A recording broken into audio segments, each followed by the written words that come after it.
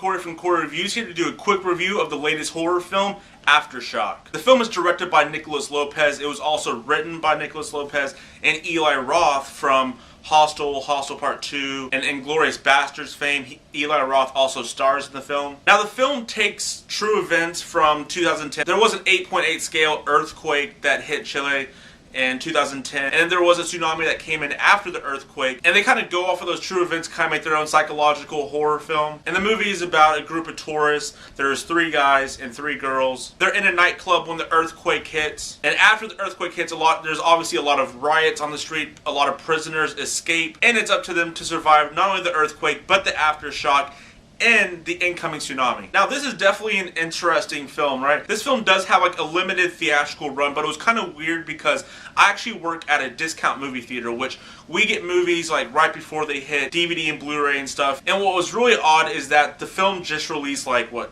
a week or 2 ago in theaters, and it came straight to our discount theater. It didn't even go into like the main first run movie theaters. It came straight to the discount theater, and then we lost it after a week. And I thought for sure that because the movie was being released straight to discount theaters, that would reflect on kind of the film's quality. But I gotta admit, the movie was kind of fun. I had a lot more fun with the film than I thought I was going to have. You know, obviously Eli Roth stars in the film, and he definitely has his name all over this movie. He's producing it, he's co-writing it, all this stuff. And when you put Eli Roth in a horror movie together, you know it's going to be absolutely gory and over the top and just big cheesy fun. And that's definitely what you get with this film. Before people start getting on to me about, hey Corey, how can you even remotely like this movie? I will admit that, I mean, there are some flaws. I mean, obviously some of the acting in this movie is really bad. I also felt like the movie was a little rushed. It kind of went from, hey, here's introducing this character. Oh, the earthquake happens. Oh, people start dying.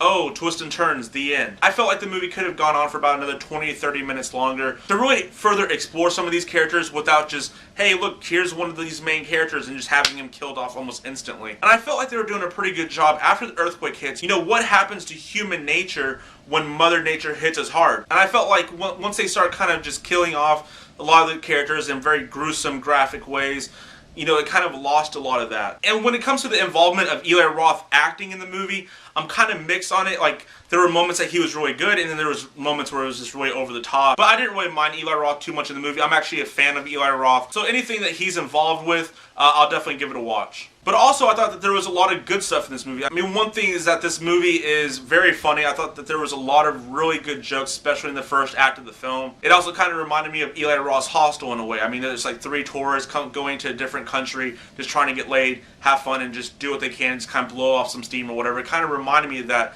some way. Also, like I said, I like the kind of the commentary on kind of the Mother Nature versus human nature sort of thing that they're kind of going with. For a little while there, I was kind of hoping for a little bit more of that, but a lot of the dramatic elements in this movie, to me, really worked. Like, there's one character that dies, and there's another character that feels very remorseful about that character's death because he's kind of partially responsible. And I thought, like, some of those dramatic moments, some of those dramatic beats worked very well and kind of really got you invested a hell of a lot more into the film. Also, like I said, some of the acting in the movie wasn't the greatest, but there's this one guy in particular, Nicolás Martinez. He was fantastic in the movie. He kind of plays almost like this, like, you know, like in The Hangover, how there's like the Zach Galifianakis character who's just crazy and over the top. But when push comes to shove, he's kind of like almost the leader of the group in a way. Nicolás Martinez's character, I think his name was like Pollo or something like that. His character was awesome. I mean, like, at the beginning, he's the lovable goofball that everybody likes. But then when the second act hits, his character really evolves, and you're really rooting for this guy, probably more than anyone else combined. Also, there are some kind of special effects in this movie. I don't know what the budget was for this film. I'm sure it's probably a pretty small budget. But a lot of the special effects with, like, buildings that are collapsing, and some other certain things towards the end of the film. I thought the special effects that they did use were really solid, and it really did kind of help you as an audience member get, again, more invested into the film and believe that some of the things were actually happening. Also, another one of the actresses who becomes kind of like the main girl towards the end, I believe the actress's name is like Andrea Osvárt. I'm probably completely butchering her name, but I thought she was really good, especially towards the final act when her character again progresses and you learn more about that character. I did really enjoy her performance, and again, kind of like Nicolás Martinez's character, you're also rooting for her the whole time as well. And also, there are some really cool twists and turns towards the end. There's a few twists at the end of the film. I don't want to spoil anything,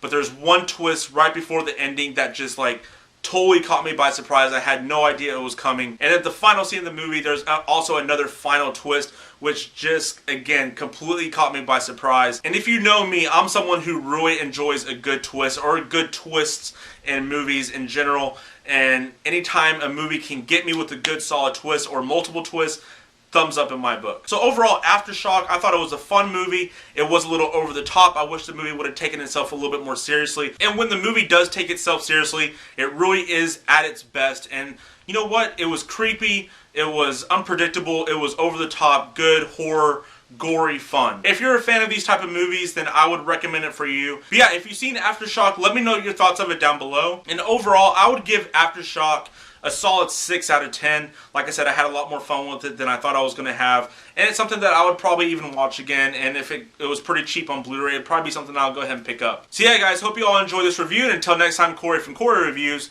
See y'all later.